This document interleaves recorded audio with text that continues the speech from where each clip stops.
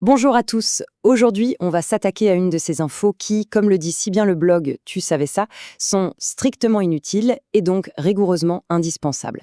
Et on va parler d'une expression que franchement tout le monde utilise sans trop savoir d'où elle vient. Casser sa pipe.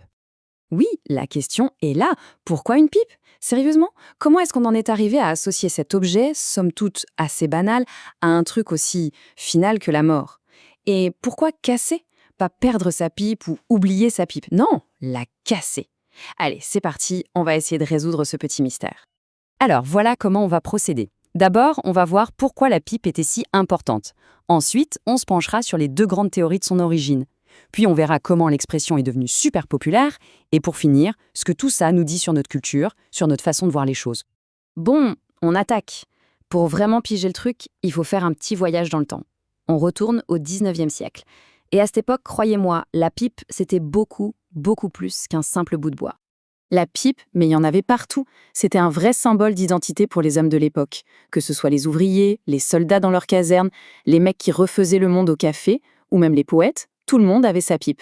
Elle faisait vraiment partie du quotidien, du rythme de la vie masculine. Du coup, casser sa pipe, c'était pas anodin, c'était un peu comme casser le fil de sa propre vie. Ok, maintenant qu'on a le contexte, on en vient au cœur du sujet, l'origine.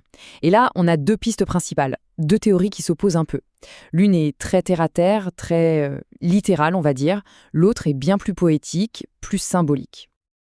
Alors, mettons-les face à face. D'un côté, on a la piste militaire. C'est simple, c'est direct. Pendant les guerres de Napoléon, les soldats fumaient des pipes en terre cuite. C'est super fragile ce truc. Un soldat se fait toucher, il tombe et craque, la pipe se casse. L'image est brutale, mais très visuelle. Et de l'autre côté, on a une explication plus imagée. La pipe, ce serait le symbole du souffle, de la vie qui circule. Quand elle est cassée, impossible de la rallumer. Le souffle est coupé, pour de bon. Et là, attention, il y a un détail qui pèse très lourd en faveur de la théorie militaire.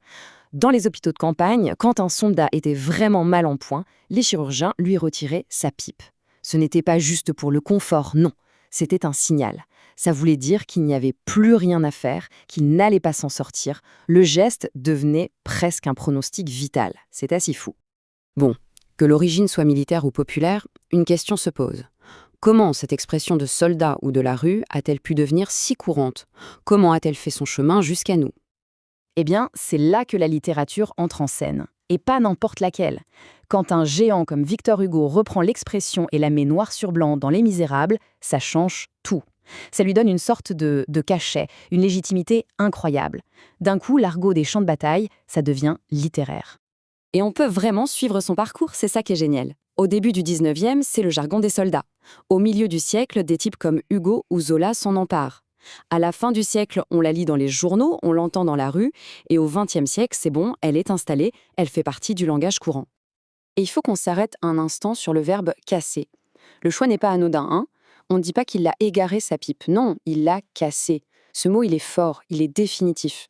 Ça évoque une rupture nette, brutale, irréversible. Une pipe cassée, c'est fini, on ne peut plus s'en servir. C'est cette violence du mot qui donne son poids à l'expression. Et puis, casser, c'est un verbe super populaire. On l'utilise tout le temps. On casse la croûte, on dit à quelqu'un de se casser. C'est un mot du quotidien, un mot direct, sans fioriture. Ça ancre complètement l'expression dans la langue de tous les jours. D'ailleurs, ce n'est pas la seule expression de ce genre. Cette idée de casser un objet personnel pour signifier la mort, on la retrouve ailleurs. Casser sa canne, briser son outil. Ça montre bien qu'il y a une sorte de logique, une tendance dans la langue française à passer par le concret, par l'objet, pour parler de la mort. Alors, maintenant, on va prendre un peu de hauteur. C'est peut-être la partie la plus intéressante. Au-delà de l'histoire, qu'est-ce que cette petite phrase révèle sur la culture française, sur notre rapport à un sujet aussi universel que la mort? Pour bien comprendre, un petit comparatif avec l'anglais, c'est parfait. En anglais, on va dire « he passed away ».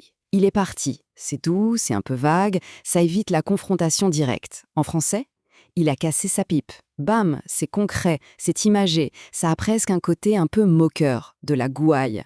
On voit bien que ce n'est pas qu'une histoire de mots, c'est carrément une vision différente des choses. Et en fait, cette expression, elle a une fonction hyper importante. C'est une sorte de bouclier. Elle permet de parler de la mort sans se faire complètement plomber par le côté tragique et solennel du truc.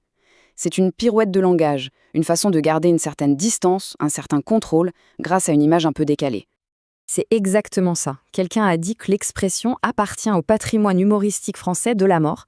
Et je trouve la formule parfaite. On a cette tradition en France de dédramatiser un peu la mort avec l'humour, et casser sa pipe, c'est vraiment l'exemple type. Et tenez-vous bien, pour la touche finale, une petite info bonus assez glaçante mais très parlante. Dans l'armée, il arrivait qu'on surnomme les fosses communes les pipiers. Voilà, là on peut difficilement faire plus direct comme lien entre les pipes, les soldats et la mort. La boucle est bouclée, de la façon la plus crue possible. Du coup, la prochaine fois qu'on entendra ou qu'on dira « il a cassé sa pipe », on repensera peut-être à tout ça. À un grognard de Napoléon, à un vers de Victor Hugo, à cette idée du souffle de la vie. Et ça nous laisse sur une dernière question, non ? Et si toutes ces petites expressions qu'on utilise tous les jours sans y penser en disaient finalement bien plus sur nous, sur notre histoire, que ce qu'on imagine ? Voilà, c'est tout pour aujourd'hui. Merci d'avoir écouté.